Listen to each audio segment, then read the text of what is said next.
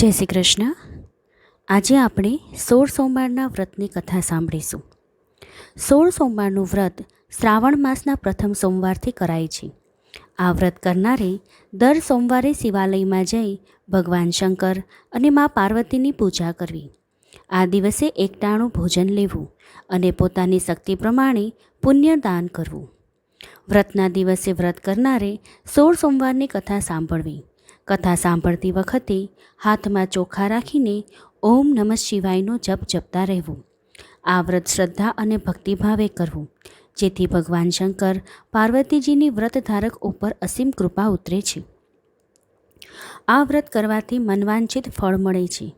કોઈ પણ દેવ કોપાયમાન થયા હોય તો તે પણ રાજી અને પ્રસન્ન થાય છે અને જીવનમાં અપાર સુખ શાંતિ આવીને મળે છે. આ વ્રતનું ઉજવણી 16 સોમવાર પૂરા થયા પછી કરવામાં આવે છે.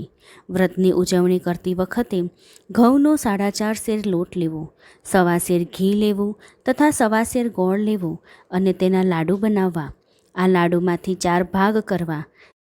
તેમાંથી એક ભાગના લાડુ ભગવાન શંકરના મંદિરના પૂજારીને થાળ નિમિત્તે આપી દેવું. એક ભાગ નાના બાળકોમાં વહેંચી દેવો. એક ભાગ વ્રત કરનારે પોતે પ્રસાદી રૂપે આરોગવો. બાકી રહેલો એક ભાગ મૂંગા પશુઓને ખવડાવી દેવો. આ વિધિ કરવાથી વ્રતની ઉજવણી પૂર્ણ થયેલી ગણાય છે. હવે આપણે 16 સોમવારની કથા સાંભળીશું. એકવાર કૈલાસ પર્વત પર ભગવાન શંકર અને મા પાર્વતીજી સોગઠાબાજીની રમત રમી રહ્યા હતા, પરંતુ વડજડના કારણે કોઈની જીત કબૂલ થતી ન હતી. એવા સમયે એક શિવભક્ત બ્રાહ્મણ ભગવાન શંકરના દર્શને ત્યાં આવી ચડ્યો. શિવજીએ બ્રાહ્મણને સોગઠાબાજીની રમતમાં હાર જીતનો નિર્ણય કરવાની આજ્ઞા આપી. શિવ પાર્વતીજી રમવા લાગ્યા. પાર્વતીજીથી શિવજી આ રમતના પહેલા દાવમાં હાર્યા હતા, છતાં પણ બ્રાહ્મણ જુઠ્ઠું બોલ્યો અને શિવજીનો પક્ષ લઈને ફેસલો આપ્યો કે શિવજી જીત્યા છે. માતાજીએ જોયું કે બ્રાહ્મણ શિવનો પક્ષ લઈને ખોટું બોલે છે, છતાં પણ માતા પાર્વતીજી કંઈ જ બોલ્યા નહીં અને બીજો દાવ શરૂ કર્યો. તે દાવમાં પણ શિવજી હાર્યા હતા, છતાં એ બ્રાહ્મણે શિવજી જીત્યા છે તેવો ફેસલો કર્યો. આમ 4 બાજી થઈ અને ચારેય બાજીમાં પાર્વતીજીની જીત થઈ હોવા છતાં બ્રાહ્મણે શિવજી જીત્યા છે તેવો ખોટો ફેસલો નિર્ણય કર્યો. બ્રાહ્મણના એક પક્ષીય ખોટા નિર્ણયથી પાર્વતીજીને દુઃખ થયું અને ક્રોધિત થઈ પાર્વતીજીએ બ્રાહ્મણને શ્રાપ આપ્યો.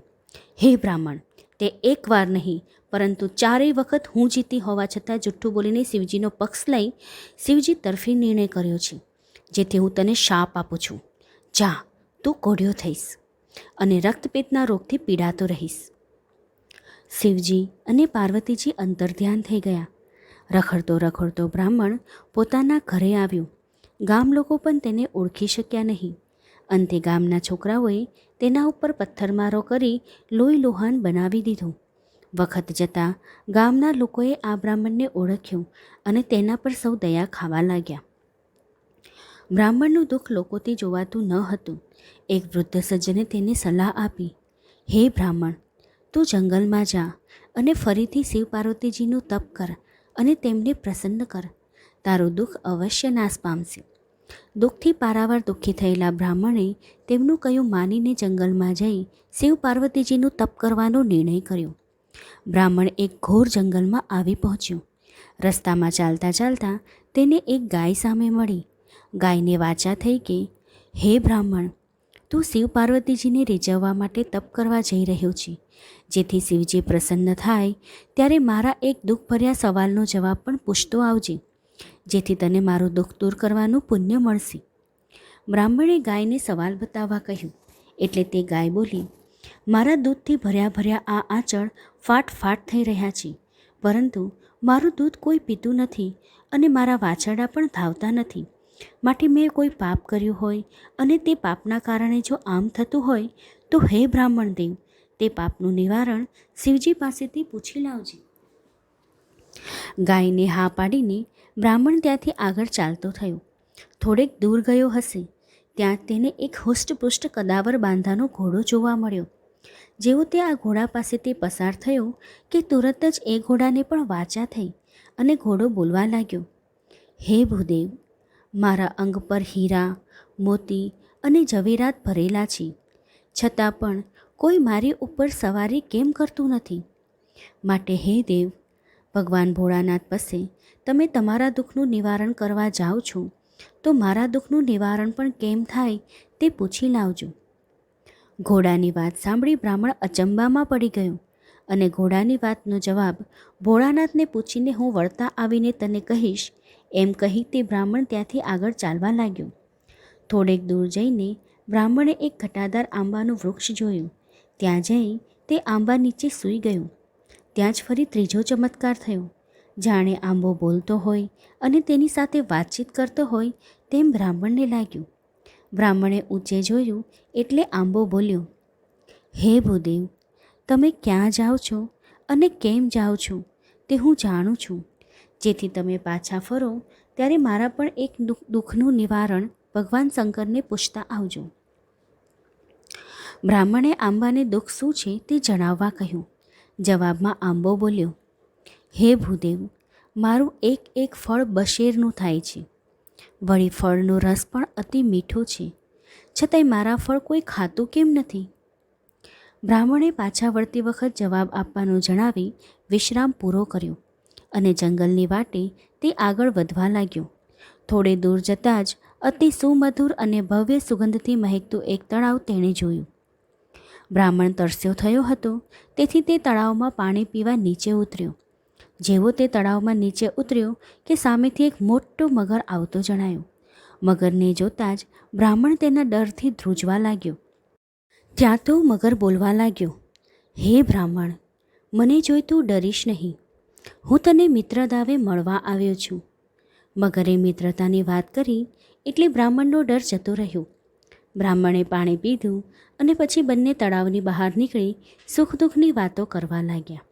બ્રાહ્મણે મગરને પોતાની દુઃખની બધી જ વાત કરી એટલે મગરે પણ પોતાની કથની કહેવી શરૂ કરી અને બ્રાહ્મણને વિનંતી કરતાં કહ્યું કે, હે મિત્ર, તમે મારું પણ દુઃખ ભગવાનને જણાવજો અને તેનું નિવારણ પૂછી લાવજો કે હું રાત દિવસ આ તળાવના સુગંધિત અને શીતળ જળમાં રહું છું, છતાં પણ મારા શરીરમાં દાહ કેમ બળ્યા કરે છે? હું કાયમ માટે બળ્યો રહું છું.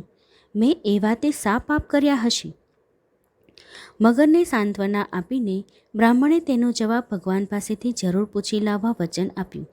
બંને મિત્રો થઈ ગયા. મગરે બ્રાહ્મણને પોતાની પીઠ ઉપર બેસાડીને સામે કિનારે પહોંચાડી દીધો. મગરને છેલ્લી વાર મળી બ્રાહ્મણ ફરી પાછો જંગલમાં ચાલવા લાગ્યો. ચાલતા ચાલતા તે ઘણે જ દૂર નીકળી ગયો. ત્યાં જ દૂરથી એક રમ્ય નદીને કિનારે ભવ્ય શિવાલય જોયું.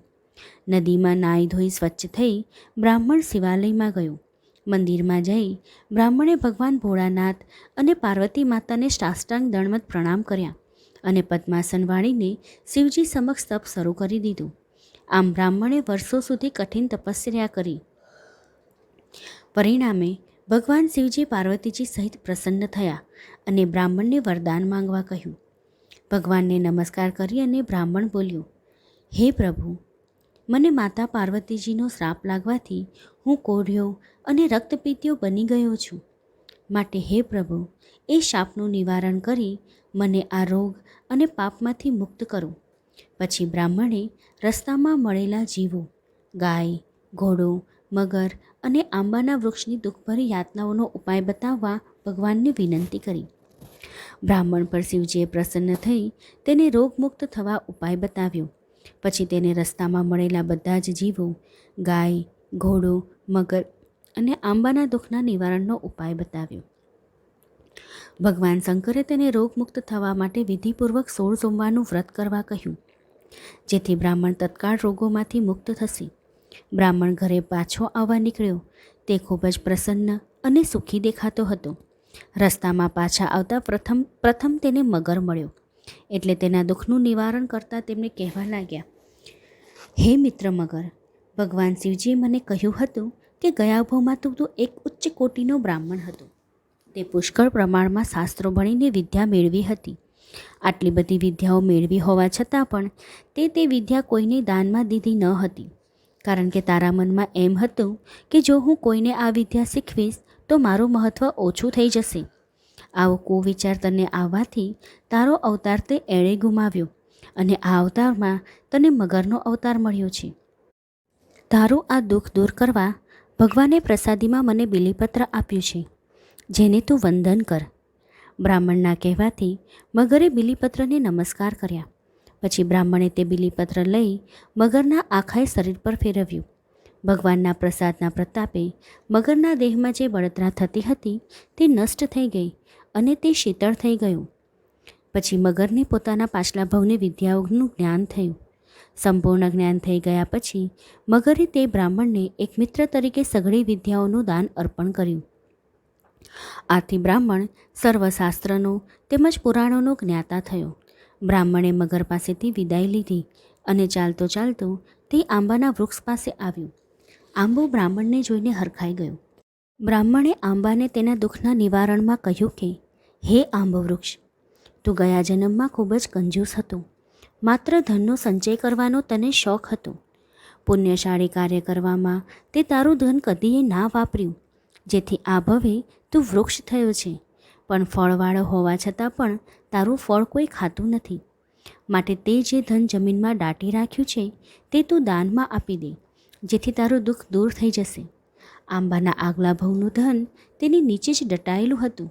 તેથી આંબાએ બ્રાહ્મણને નિશાની બતાવી તે ધન બહાર કાઢવા કહ્યું. બ્રાહ્મણે તે ધનને જમીનમાંથી ખોદી કાઢ્યું. પછી ખુદ બ્રાહ્મણના જ હાથે તે ધનને રસ્તે આવતા જતા રાહદારીઓમાં વહેંચાવી દીધું, જેથી રાહદારીઓ ધન લઈને આંબાના ફળો તોડી તોડીને ખાવા લાગ્યા. આગળ જતાં બ્રાહ્મણ ઘોડા પાસે આવ્યો. તેના દુઃખનું નિવારણ અંગે બ્રાહ્મણ બોલ્યો કે, તું ગયા ભવમાં એક વેપારી વાણિયો હતો, પરંતુ તું ખોટા તોલમાપથી તોલીને અને લોકોને જુઠ્ઠું બોલીને વેપાર કરતો હતો, જેના કારણે આ ભવમાં તારે આ ભોગવવું પડે છે. તારા પર હું સવારી કરીશ એટલે તું તારા આ દુઃખમાંથી મુક્ત થઈ જઈશ. આમ કહી બ્રાહ્મણે તે ઘોડા પર સવારી કરી, જેથી ઘોડો દુઃખ અને દર્દ બંને ભૂલી ગયો અને તેના દુઃખનું નિવારણ થઈ ગયું.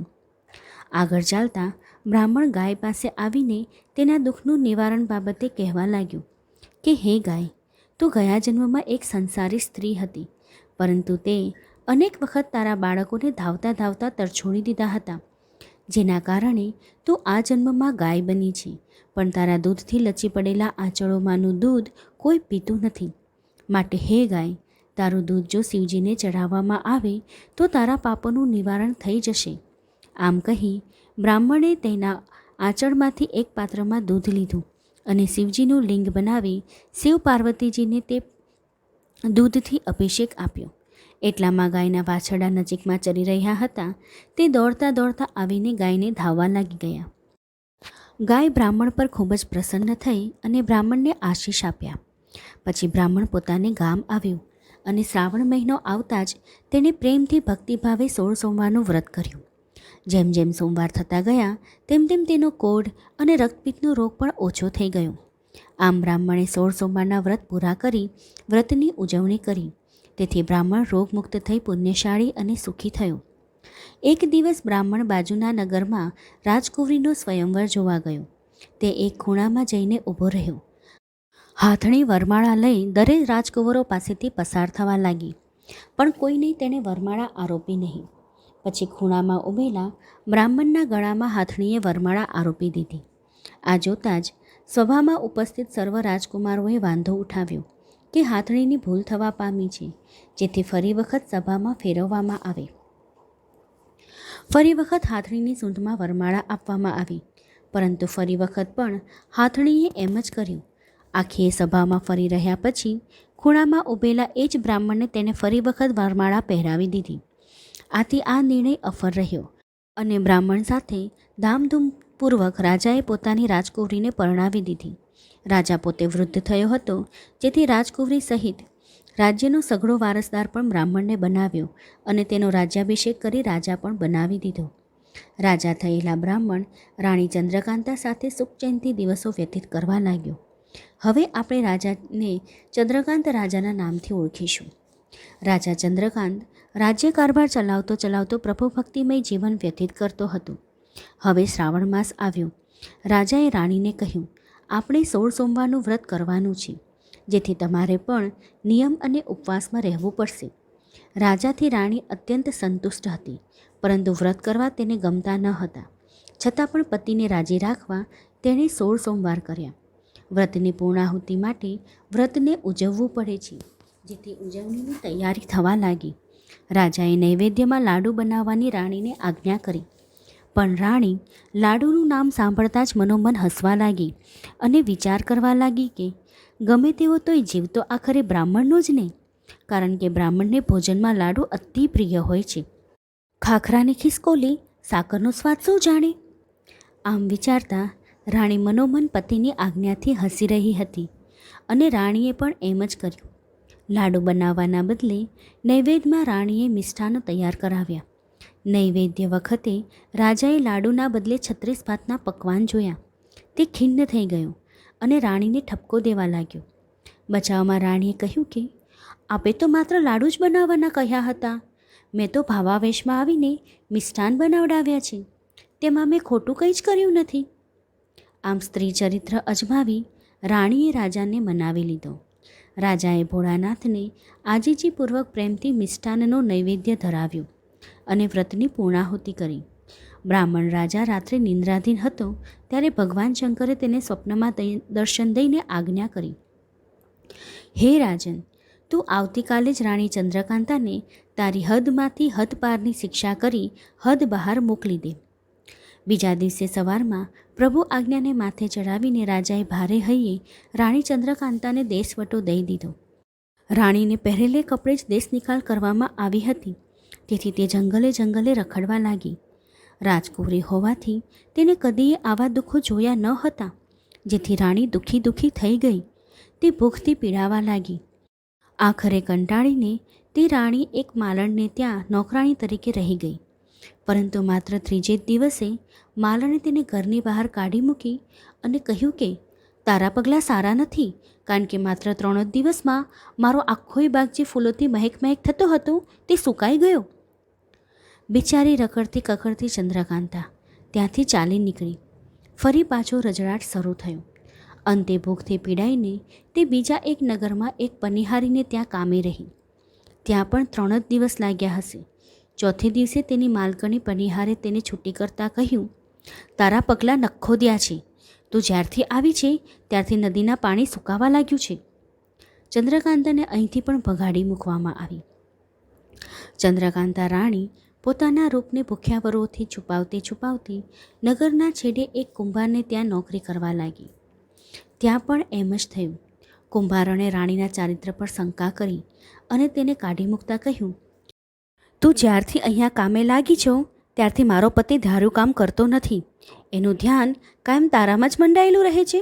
માટે ચાલ, અહીંથી ભાગ. આમ કહી હળધૂત કરીને ચંદ્રકાંતાને ઘરની બહાર કાઢી મૂકી. પોતાના રાજ્યમાં ધાર્યા સુખ ભોગવનારી રાજરાણીએ આવા દુઃખોની સ્વપ્નામાંય કલ્પના કરી ન હતી, જે તેને આજે ભોગવવા પડ્યા છે. રખડતી કૂટાતી તે નગરની બહાર નીકળી ગઈ. રસ્તામાં તેણે એક મહાત્મા સંતની કુટિયા જોઈ. તે સંત પાસે ગઈ અને પોતાના દુઃખની કથા કહેવા લાગી.